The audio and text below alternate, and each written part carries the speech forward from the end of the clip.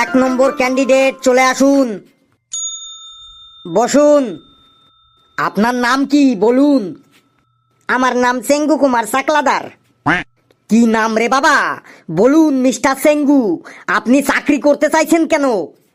আপনারা চাকরি দিতে চাইছেন, তাই আমি চাকরি করতে চাইছি। এর জ্ঞানের নারী তো দেখছি একদম টনটন করছে। বেশ, বলুন আপনি এখানে কিসে করে এলেন? চরণ বাবুর ট্যাক্সিতে করে এলাম। চরণ বাবুর ট্যাক্সি তার মানে? চরণ বাবুর ট্যাক্সি মানে পায়ে হেঁটে এলাম। চরণ মানে পা, তাই পাকে আমি চরণ বাবুর ট্যাক্সি বলি।